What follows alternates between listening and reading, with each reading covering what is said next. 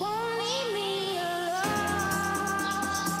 right under my skin. Stephen Ilanova worked at Pukekohe yesterday alongside Ethereal Star. What did you make of that work? I thought her work was really, really good. She needed her run at Te Rapa. She's come on in leaps and bounds, and I thought her work yesterday was top class. Maybe a little bit below expectations the other day, but by all accounts, you're really happy with the way she's progressed. Yeah, she's quite a gross doing sort of a filly.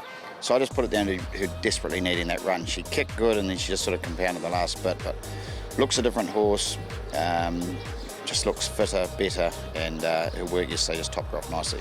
Is she at the point where you wanted her to be ahead of a Karaka Million? Yeah, absolutely. Wouldn't want her, she certainly wouldn't want any more condition on her. As I say, she takes a bit. She's been for a swim this morning. She seems very happy. She'll have another breeze up on Thursday, and that'll have her right for Million's time. How competitive do you see her being in this race? Oh, I think she's very competitive. I think she's gone from being favourite to blowing right out after her last start, but I wouldn't have her out that long. Craig, big money day at Pukekohe this weekend. Ilanova, you're right in the Karaka Million. You went to Pukekohe to work her yesterday. What did you make of what she did? Yeah, very happy with her, the way she worked yesterday. She worked in company with Andrew Forsman's filly, and it worked very nice. I was more than well pleased. She had a good hit out. She was stretching out really well, and she's taken quite a bit of improvement from that last run where she's...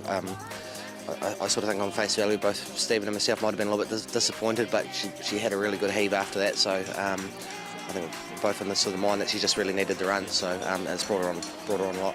And before that, she was Karaka Million favourite. She's shown any amount of ability at those early starts. So going into the race, what's your feel of it?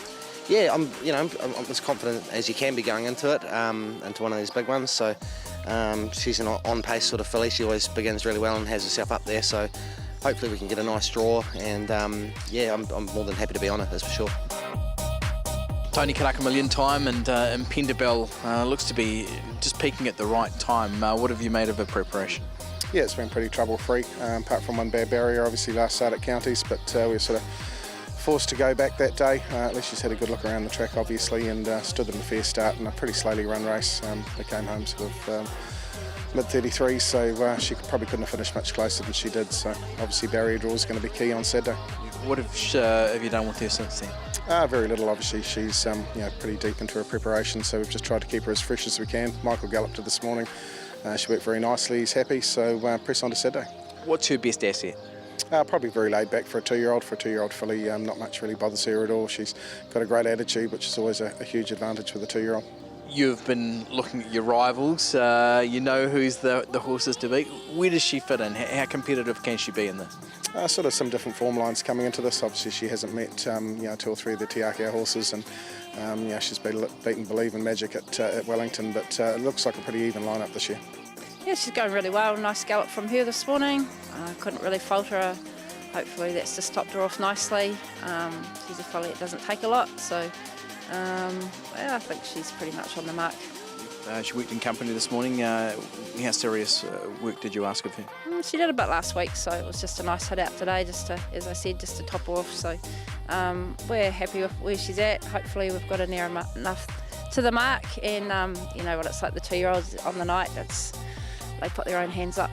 That form pretty well exposed. Where does she sit in this race? I don't really know. I think we maybe just got it wrong last time, and she likes just to run along a little bit. It'll come to draws and everything like that, but big night, gloves are off.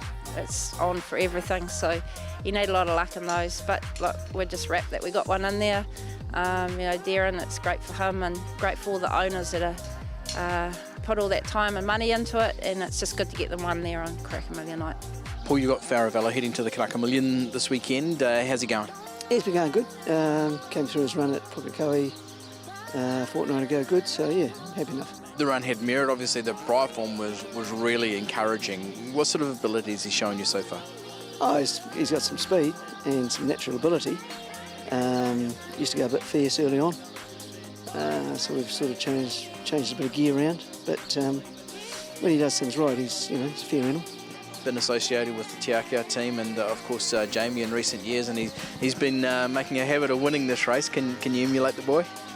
Well, If you're not in, you can't win, and barrier draw that'll be the winning of the race. Barrier draws will be crucial.